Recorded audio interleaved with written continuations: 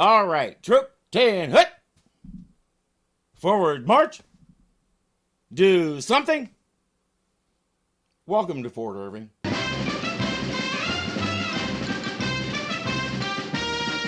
Ready? Aim! Wait!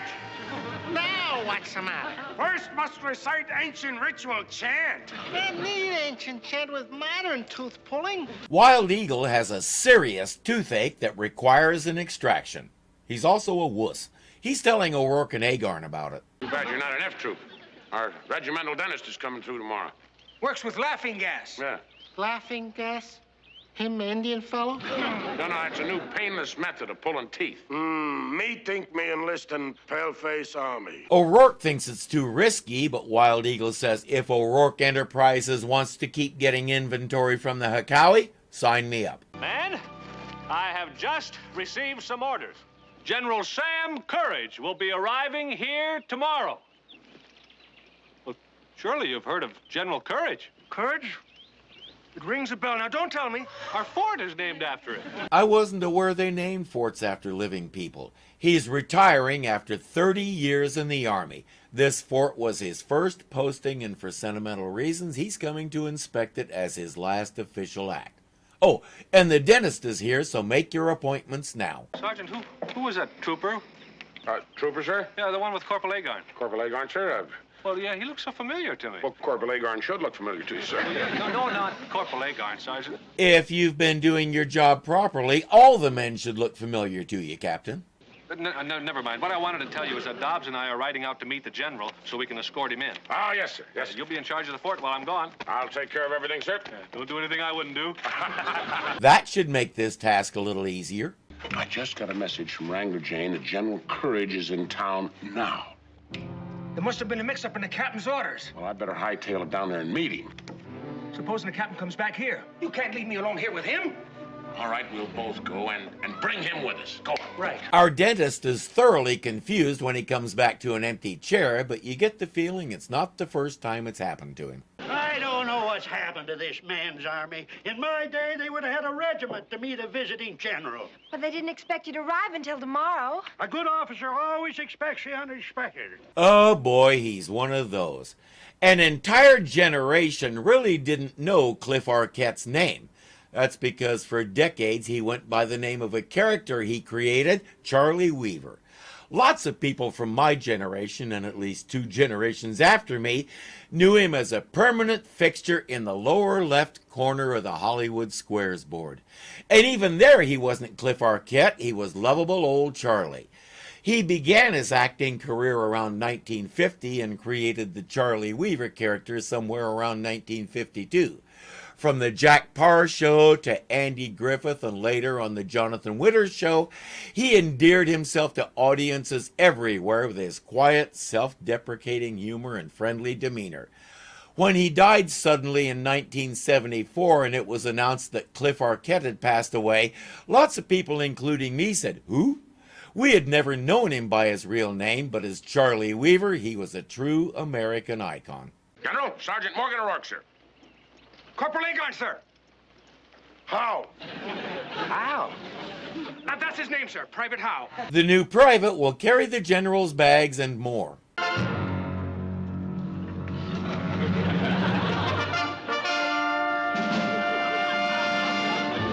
there's a man who uses his head. What was his name again, Sergeant? Private Howe, sir. Private Howe, I came up through the ranks myself. I believe in promotions in the field. I like your initiative. I promote you to corporal. Will it get his tooth pulled faster so we can get him out of here? It took me 6 years to make corporal, and Wild Eagle makes it in less than an hour. Simmer down, will you? Be calm. Wild Eagle is sleeping on the floor because there's nowhere else to put him.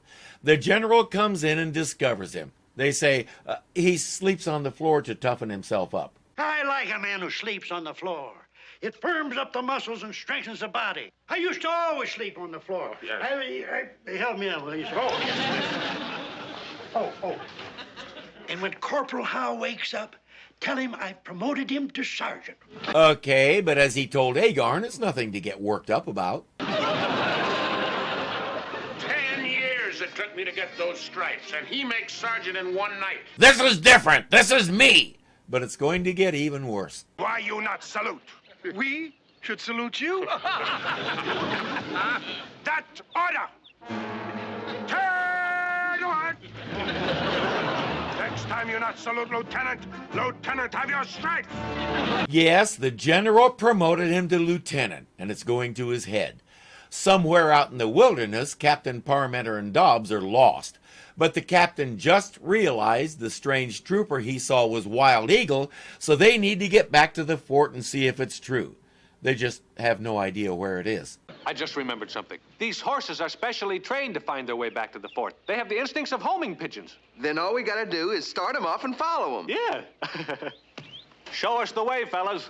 Not so fast! Not so fast! You're supposed to stay on them to do that, boys. I haven't ridden a horse since 1978, and even I know that. In the captain's office, the general wants to discuss ways to discourage the Hekawis from ever going on the warpath. The new lieutenant has a suggestion. Money. Money? What's that got to do?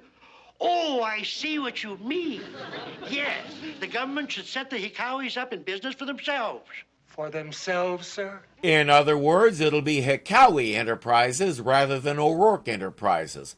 O'Rourke says, shouldn't we run this by our commanding officer? Captain What's-His-Name is no longer commanding officer here. I'm promoting Lieutenant Howe to major and putting him in charge of the Hekawi Enterprises. Hold on. We learned just last episode that a major can't command a fort. So if you're promoting him and removing Captain Parmenter, that means nobody's commanding Fort Courage. Maybe Major Howe has plans to convert the fort into a trading post for Hekawi Enterprises.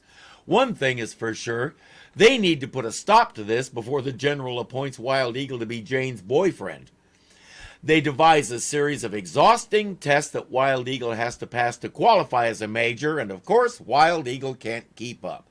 It's time to go home. Now the question is what to tell the general about Major Howe. Let's see now. The sun rises in the east and sets in the west. And since the sun is traveling on our left, and north is right in front of us. Come on, men. Now, how could a whole troop get lost? When you're a general with 30 years under your belt, it's always someone else's fault. Because you say so. Well, that's the last of Major Howe. And just in time. We're safe now. All we got to do is get rid of the evidence.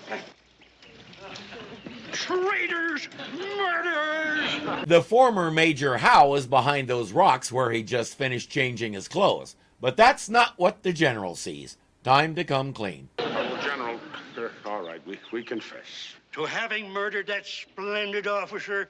Oh, no, sir. That Hekawi Indian you see standing there is that splendid officer. Meet the major. How? O'Rourke explains about smuggling him in to see the dentist. They were doing a good deed. You'll face life imprisonment and hard labor.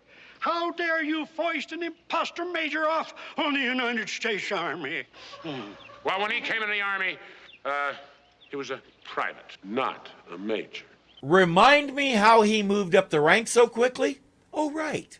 Turn us in, it would expose yourself, sir, which would be a shame. I mean, when you're so ready to retire, after such a long and glorious career.